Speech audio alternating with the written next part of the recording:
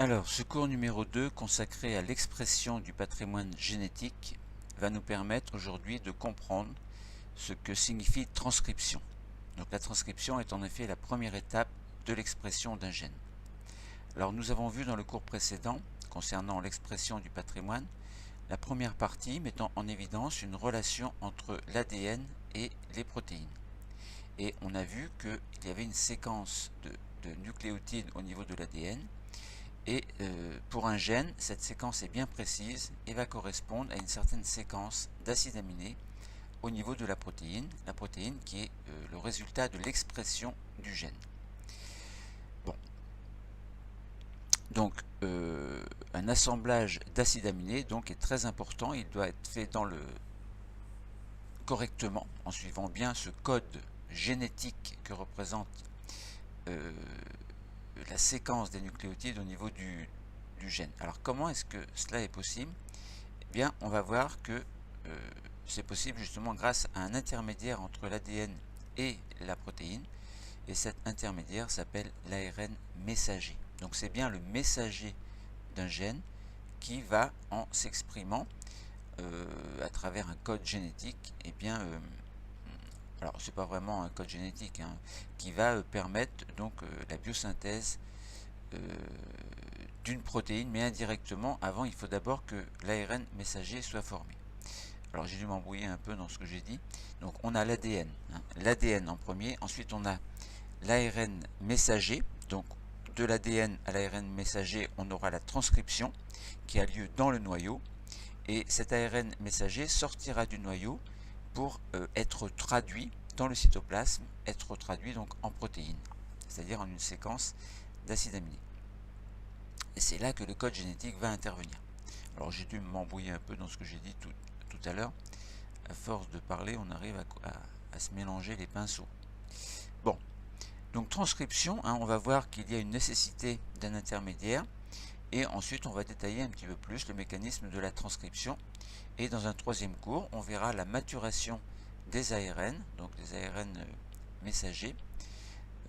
Et à travers cette maturation, on verra que les gènes des eucaryotes sont morcelés.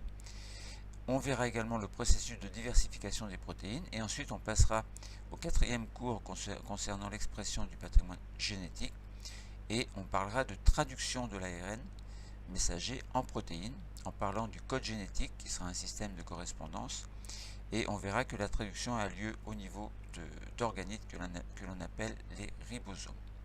Puis dans un cinquième cours, on verra qu'il existe une régulation de l'expression des gènes.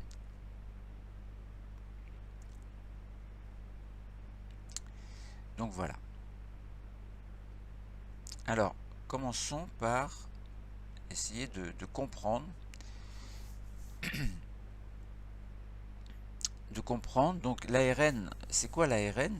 ARN signifie acide ribonucléique. Alors, dans l'ADN, on avait l'acide désoxyribonucléique. Bon, dans l'ARN, il y a une fonction hydroxyle en moins, un OH en moins, et c'est au niveau d'un sucre qu'on appelle le ribose. Et pour l'ADN, c'était le acide désoxyribonucléique, c'était le désoxyribose. Donc il n'y a pas cette fonction OH particulière dans l'ADN, enfin au niveau du ribosome, au niveau du sucre, donc le ribose qui devient désoxyribose, et au niveau de l'ARN, il y a bien cette fonction hydroxyle, donc au niveau du ribose. Bon, donc ARN, acide ribonucléique, on va voir que c'est un intermédiaire entre les gènes et les protéines. Alors, il y a plusieurs types d'ARN, hein, mais nous, on s'intéresse surtout à l'ARN messager, même si on parlera peut-être un petit peu dans la traduction de ce que l'on appelle les ARN de transfert. Alors, les gènes détiennent des informations, évidemment. L'information comme quoi à un gène va correspondre une protéine, alors protéine structurale ou enzymatique, hein. Enfin, ou enzymatique, structurale ou fonctionnelle, hein, que ce soit une hormone, ou que ce soit, voilà, bon. Il y a différents types de protéines. Donc les gènes détiennent des informations qui vont gouverner l'assemblage des acides aminés, et donc en protéines. Donc l'ARN messager, donc en tant qu'intermédiaire, va posséder une certaine séquence de nucléotides qui sera un petit peu différente de celle de l'ADN. Bon, nous allons en parler tout à l'heure. Alors, les gènes détiennent des informations qui gouvernent l'assemblage des acides aminés des protéines. On dit que les gènes codent pour les protéines, mais chez les eucaryotes, l'ADN est contenu dans le noyau des cellules et ne sort pas. Alors l'ADN ne sort pas, sauf quand il s'agit de... lorsque la cellule va entrer en mitose, par exemple, eh bien, le noyau va disparaître et à ce moment-là, évidemment, tout sera mélangé dans le cytoplasme. Mais là, ce n'est pas le cas. Là. On parle de la biosynthèse d'un ARN messager à partir de l'ADN.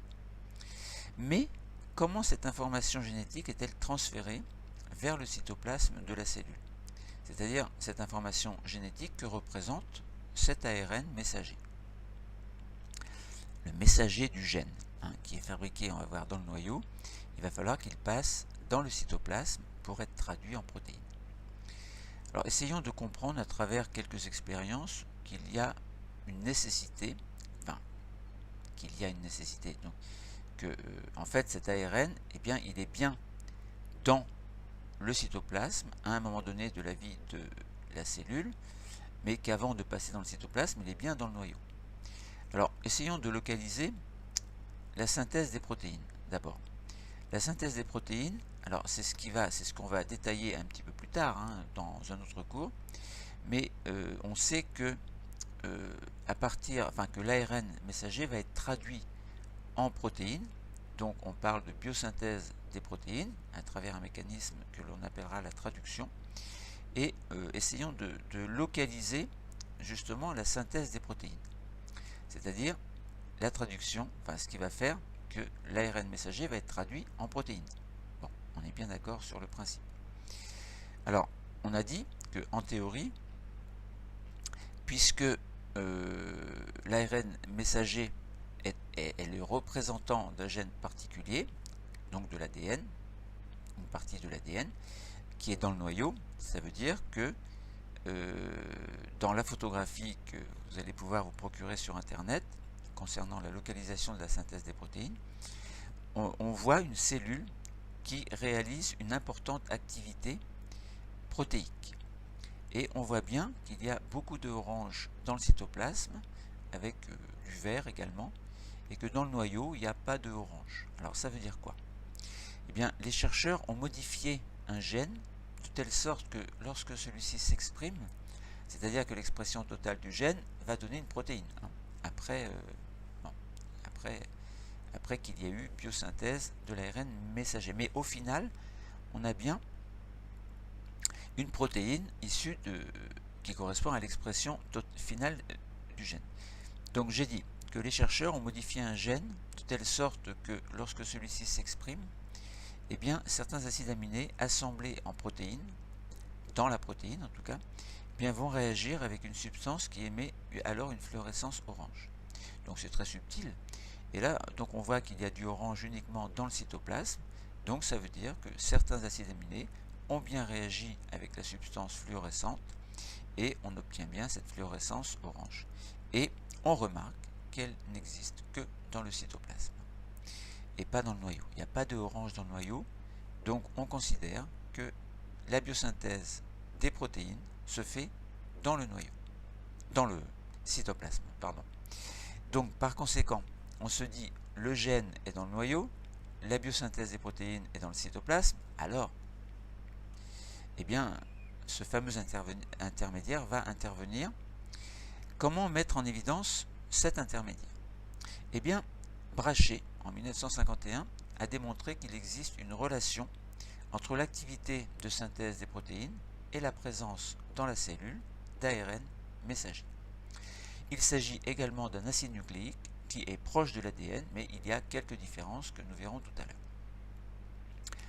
Alors il a fait une expérience, il a démontré qu'il y avait une relation entre l'activité de biosynthèse des protéines et l'ARN et un ARN.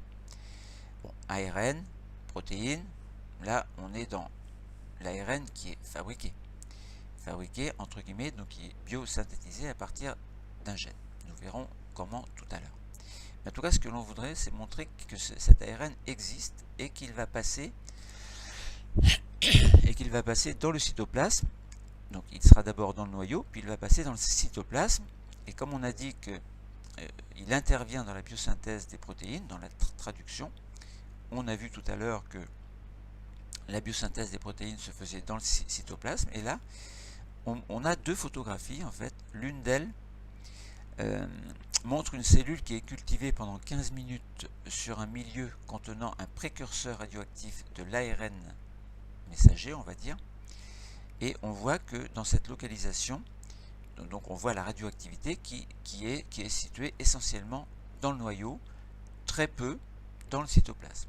Alors très peu dans le cytoplasme, on peut très bien imaginer que cet ARN messager qui est dans le noyau, bien peut-être qu'il va sortir du noyau pour aller dans le cytoplasme. Après on se posera la question comment est-ce qu'il peut sortir.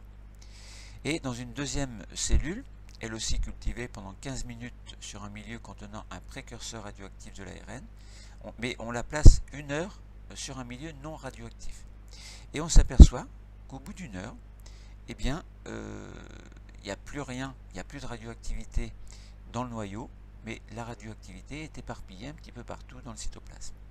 Donc ça veut dire quoi? Eh bien, si on exploite ce résultat, on s'aperçoit que la radioactivité est passée du noyau au cytoplasme. Or, comme ça correspond à de l'ARN qui est devenu radioactif, et bien ça veut dire tout simplement que l'ARN messager est passé du noyau au cytoplasme. Alors maintenant on peut se poser la question comment? Bon, on verra ça tout à l'heure. Alors on propose une activité pratique. Alors il existe un colorant qu'on appelle le vert de méthylpyronine, qui est un colorant qui va colorier de manière spécifique l'ADN en vert et l'ARN en rose. Alors on peut prendre un fragment d'épiderme d'oignon et puis on met un petit peu de méthylpyronine et puis on observe au microscope, on essaie de localiser l'ADN et l'ARN. Et bien on s'aperçoit que l'ADN est bien localisé dans le noyau, puisque pourquoi? Parce que tout est vert dans le noyau. Alors il y a deux petits points, il y a deux petites auréoles qui sont rosâtres. Alors on peut se dire qu'il y a sans doute un petit peu d'ARN localisé à droite et à gauche. Maintenant, nous n'en parlerons pas ici. Mais en dehors du noyau, dans le cytoplasme, on s'aperçoit qu'il y a beaucoup de rose. Et ce rose, on a dit que c'est caractéristique des ARN, puisque l'ARN se colore en rose lorsque l'on fait agir le méthylpyronine, donc ce colorant. Donc on a bien l'ADN dans le noyau, et puis dans le cytoplasme, on a bien des ARN. Bon, après on se dit donc, les ARN sont fabriqués dans le noyau. Bon, comment? On verra après. Ils vont passer dans le cytoplasme, mais comment est-ce que c'est possible? Alors on peut nous proposer une photographie, enfin une image en tout cas, où l'on montre le détail de l'enveloppe nucléaire que l'on observe au microscope électronique à balayage après cryodécapage. Et on voit un détail au microscope électronique à transmission. Alors on voit qu'il y a le cytoplasme, on voit le noyau, on voit la membrane, alors plus ou moins la membrane nucléaire, parce que c'est un cryodécapage, donc c'est décapé, entre guillemets, donc la surface est décapée, et on voit des petites aspérités, et on voit un endroit, un grossissement de la limite entre le noyau et puis le cytoplasme, et on voit bien qu'il y a une espèce de petit trou, un pore, P-O-R-E, que l'on appelle un pore nucléaire, et on a l'impression que quelque chose passe à travers ce pore. Et on imagine bien que les ARN messagers bien, vont sortir du noyau en passant par les pores nucléaires. Bon, en tout cas, c'est ce qu'on peut imaginer. Et ce qui est logique, puisque si l'ARN messager est un intermédiaire entre l'ADN et la protéine, résultat final de l'expression du gène, bien, ça veut dire que l'ARN messager, qui est l'intermédiaire, va passer dans le cytoplasme, et on a démontré que la synthèse des protéines se faisait dans le cytoplasme. Donc il faut bien que l'ARN messager sorte. Alors, ensuite, ARN, ADN, tout à l'heure je vous ai dit acide ribonucléique, acide désoxyribonucléique, quelles sont les différences et les similitudes entre l'ADN et l'ARN messager par exemple. L'ADN acide désoxyribonucléique, ARN acide ribonucléique, donc acide dans les deux cas. Bon, on a l'acidité qui est due à l'acide phosphorique. Désoxyribose, ribose. Désoxyribose dans l'ADN, donc on a un sucre qui est le désoxyribose qui possède une fonction hydroxyle en moins, alors que dans l'ARN, donc dans l'ADN, alors que dans l'ARN, on a le ribose, on n'a pas le désoxyribose, donc on a bien la fonction hydroxyle en plus. D'où la différence au niveau du sucre. Et puis nucléique, dans les deux cas, c'est pareil. Mais donc chimiquement, ce sont deux molécules qui sont très proches, mais l'ADN possède une double hélice, alors que l'ARN ne possède qu'un seul brin. Il n'y a pas d'hélice dans l'ARN, alors que la molécule d'ADN forme une double hélice, alors due au fait que les nucléotides, enfin les bases azotées sont complémentaires 2 à 2 et ça impose en fait une hélicité. Hélicité, je ne sais pas si on peut dire ce mot-là, mais en fait le fait que les deux brins forment une double hélice, une fois qu'ils sont reliés entre eux par les liaisons hydrogènes. Donc qui se font entre les nucléotides complémentaires TA d'une part et CG d'autre part, ou GC, on peut dire l'inverse. Bon, voilà, donc par ailleurs, l'ARN n'a pas de thymine, mais de l'uracile à la place. Donc pas de thymine, uracile. Alors, il existe plusieurs catégories d'ARN, comme je vous ai dit tout à l'heure. L'ARN assurant le transfert de l'information génétique est qualifié simplement d'ARN messager. L'ARN messager est le véritable messager du gène. Alors, l'intérêt, donc cet ARN est une molécule bien plus courte que l'ADN en fait, et l'intérêt d'avoir un messager, c'est que dans le noyau, l'information génétique va rester. Il n'est pas question que l'ADN, donc que les gènes, que l'information génétique sorte du noyau, ça reste dans le noyau. Donc des intermédiaires sont fabriqués, ce sont les ARN messagers qui eux peuvent sortir du noyau et sortent du noyau pour être traduits en protéines. Bon, donc voilà, si on peut s'amuser avec un logiciel de modélisation moléculaire comme Génigène par exemple, ou LibMol, pas Génigène, mais Génigène c'est autre chose, mais comme LibMol admettons. Donc on peut s'amuser à voir donc les molécules d'ADN et d'ARN sous forme de représentations qui vont mettre en évidence les nucléotides et entre autres l'uracile qui remplace bien la thymine. Alors maintenant, quel est le mécanisme de la transcription et est-ce qu'il y a des images qui peuvent nous permettre de dire bien ça, ce sont des images de transcription. Donc transcription de l'ADN en ARN. Alors il faut bien penser que cette transcription a lieu dans le noyau. Donc ça veut dire que il va y avoir une biosynthèse d'ARN, donc d'ARN messager dans ce cas-là, et qu'il va y avoir une enzyme que l'on appelle ARN polymérase. Alors dans le cas de la duplication de l'ADN qu'on avait vu dans des cours précédents, on avait une ADN polymérase, c'est-à-dire qu'il y avait une polymérisation de l'ADN au cours de la réplication selon un modèle semi-conservatif. Et bien là, ce n'est pas l'ADN polymérase qui va agir, mais c'est une ARN polymérase, c'est-à-dire une enzyme qui va agir pour faire en sorte que un des deux brins de l'ADN soit transformé entre guillemets en ARN messager. Alors comment est-ce que ça se passe? Donc, déjà, si on regarde une image, on voit donc dans une photographie une observation au microscope électronique et à partir de la molécule d'ADN du gène se construisent progressivement les ARN messagers. Alors tous les filaments, donc plusieurs filaments sont formés en même temps, donc ça sous-entend que plusieurs ARN polymérases agissent à la chaîne. Alors comment est-ce que ça se passe? Eh bien, dans le noyau des cellules, une enzyme, l'ARN polymérase, va parcourir la portion d'ADN qui va correspondre au gène à exprimer et il va séparer les deux brins d'ADN.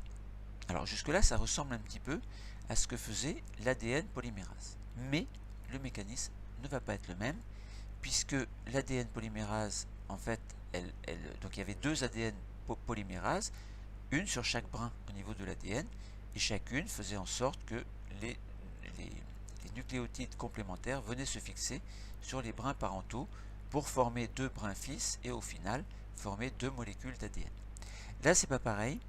L'ARN polymérase, elle sépare bien les deux brins d'ADN, mais par complémentarité, eh bien, elle va permettre la fixation des nucléotides précurseurs A, U, C, G, sachant que le